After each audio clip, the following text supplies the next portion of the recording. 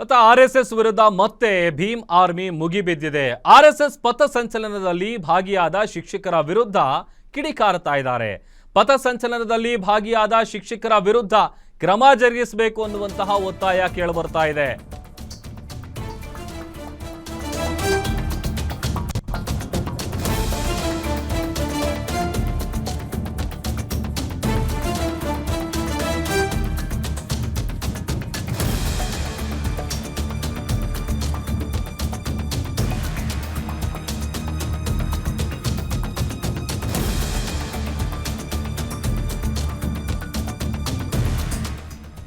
ರಾಜ್ಯ ಸರ್ಕಾರ ಈಗ ಆಲ್ರೆಡಿ ಆರ್ಎಸ್ಎಸ್ನ ವಿಚಾರವಾಗಿ ಖಡಕ್ ಆದೇಶವನ್ನ ಕೊಟ್ಟಿದೆ. ಮತ್ತೊಂದು ಕಡೆ ಯಾರ್ಯಾರು ಪಥಸಂಚಲನದಲ್ಲಿ ಸರ್ಕಾರಿ ನೌಕರರು ಭಾಗಿಯಾಗಿದ್ರು ಅವರ ವಿರುದ್ಧ ಕ್ರಮ ಜರುಗಿಸಬೇಕು ಅನ್ನುವಂತಹ ಒತ್ತಾಯ ಕೇಳಿಬರ್ತಾ ಇದೆ.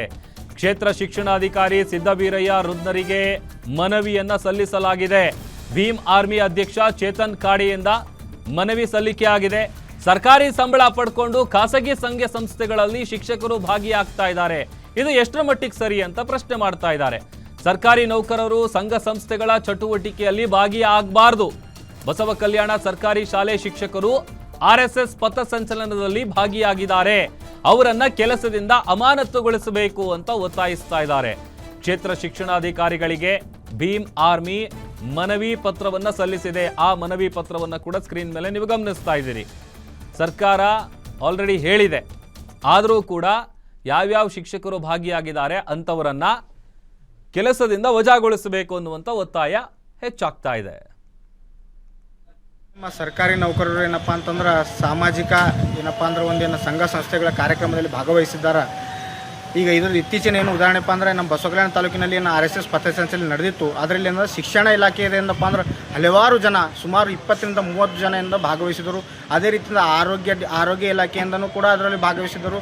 ಸುಮಾರು ಇಲಾಖೆಯಿಂದ ಭಾಗವಹಿಸಿದರು. ಇದರಲ್ಲಿ ಉದಾಹರಣೆಗಾಗಿ ಏನಪ್ಪ ಅಂತಂದ್ರೆ ನಮ್ಮ ನೀಲಂಬಿಕೆ ಕಾಲೇಜಿನ ಏನು ಪ್ರಾಂಶುಪಾಲರಿದ್ದಾರೆ ಅಶೋಕ್ ರೆಡ್ಡಿ ಅವರು, ನಮ್ಮ ರಮೇಶ್ ರಾಜೋಳಿ ಏನಪ್ಪ ಅಂದ್ರೆ ಅಲುಗೋಡು ಮುಖ್ಯ ಶಿಕ್ಷಕರು, ಮತ್ತು ಸೋಮನಾಥ್ ಬೇಲೂರಿ ಅಂತೇಳಿ ನಮ್ಮ ಕಿಟ್ಟದು, ಇವರೆಲ್ಲ ಭಾಗಿಸ್ತಾರೆ. ಇದರ ಜೊತೆಯಿಂದ ಸುಮಾರು ಇನ್ನೇನು 10-15 ಜನಕ್ಕಿಂತ ಹೆಚ್ಚಿಗೆ ಭಾಗವಹಿಸ್ತಾರೆ. ಇದ್ರ ಮೇಲೆ ಏನಪ್ಪ ಶಿಕ್ಷಣ ಇಲಾಖೆ ಏನಂದ್ರೆ ಒಂದು ಕಾರ್ಯಾಚರಣೆ ನಡೆಸಬೇಕು. ಇನ್ನೂ ಇದ್ರ ಹಿಂದೆ ಯಾರ್ಯಾರಿದ್ದಾರೆ, ಯಾರ್ಯಾರು ಭಾಗವಹಿಸಿದ್ರು ಅದೆಲ್ಲ ಸಂಪೂರ್ಣವಾಗಿ ತನಿಖೆ ಮಾಡಿ ಅವ್ರ ಮೇಲೆ ಅಂತಂದ್ರೆ ಒಂದು ಕಾನೂನು ರೀತಿಯ ಕ್ರಮ ತೊಗೋಬೇಕಂತೇಳಿ ನಾವು ವಿನಂತಿ ಮಾಡ್ತೀವಿ.